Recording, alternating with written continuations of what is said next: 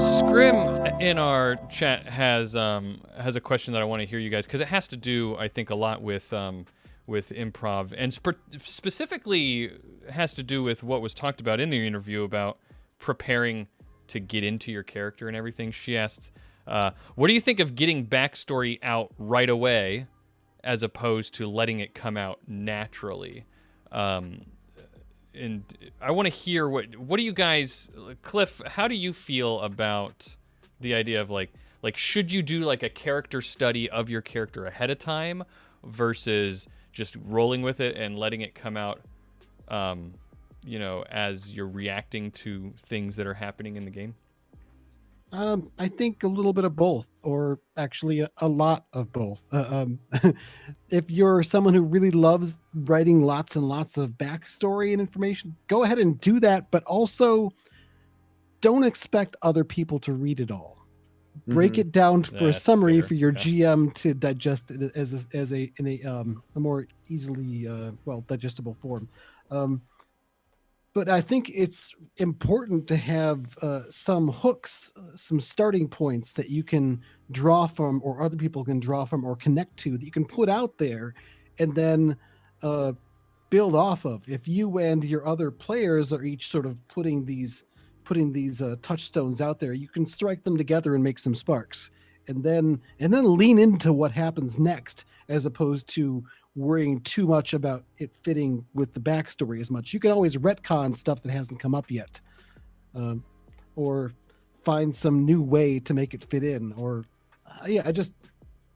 both. Yeah, I think your That's my answer. I think your point about having some bits or nuggets of inspiration for your backstory is really important, because it speaks to, again, what, going back to the interview, what was said in the interview about having like goals and motivations in the back of your mind as being an easy way to get you into character. Like what is your character's strengths and weaknesses? It's almost like having these keywords and these action verbs that will help motivate how your character acts. But I lean really strong towards the letting it come out, because when I'm role-playing in a game, I find the relationships my character has with the other characters in the game to be the most important thing. And what's important is different for everybody, for sure. But for me, that's what's really, really important, is I latch on to the relationships between our characters. And I feel like it's hard for me to, like, how can I know that ahead of time? There are some systems that help you inform that. Kids on Bikes has a whole like list of questions that you go through in a session 0 where you flesh out those relationships between characters. But I tend to build the lore of my character in the moment with what feels right, and sometimes I will on the fly invent a story that to explain how my character is reacting, because sometimes my character, rather than wanting to fight against a natural reaction that I'm having that feels like this is what my character wants to do, I'd rather backfill that in. You know what I mean?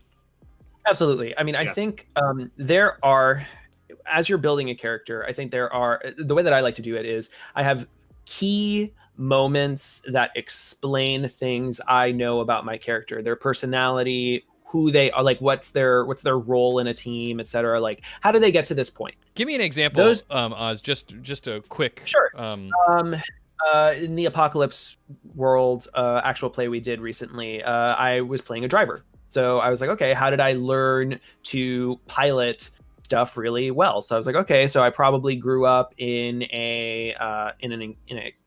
amongst vehicles. Probably started really, really young, because it's also the apocalypse. Kids don't need to go to school. So, and then I went out and I got my leg crushed in an accident with a giant robot. There's giant robots, and then and that then informed my character's attitudes towards robots, which was something that came out of me building it. So it's kind of like there's like a little bit of a feedback loop. You start somewhere, you work backwards, you work forwards, you work backwards, you work forwards, but it's not done. And as you're playing the game and the relationships between your team become the central focus of the story, because really, like, if you build a lot of backstory, most of it's not going to come up, and it's very you focused. It's focused on, like, these are all of these interesting people I've had a past with, and I expect them to show up, Mr. GM, to Right. to explain my character. No, that's not important. I mean, it could come up if if that's something that the GM can draw from, great. But I like to just say, here's a couple of things, here's some maybe open-ended questions, and then leave things to, like you said, come up with stories and lore that explain something, a new facet that I just surprised myself that my character did. Right. I kind of think that, you know, when you mentioned characters in backstories, they're interesting, right? Like for the group to go handle and then leave behind. Right, like a character that is only relevant to one person in the campaign. Mm-hmm. Why is everybody spending time dealing with, you know, with just this one issue? But I like the idea, like, you know, in those video games where you go help this person with a side quest, you find out a little bit about their past, right? But once it's solved, that person has grown, and you now move on away from that backstory again. Yeah, you know what I mean? Unless it comes up and you go back to it, But yeah, bringing too many individual backstories into, you know, to make it the main focus seems counterintuitive. So if there's one or two backstories that you can visit, you know what I mean, to learn more about the character, and then leave behind, right? Like wrap them up in a nice little bow and then send them back home, right? So that everybody else can kind of move on, because it's the characters and the relationships that you build with the other PCs that are going to be the most important and the most satisfying to everybody in the group. Yeah, I think so.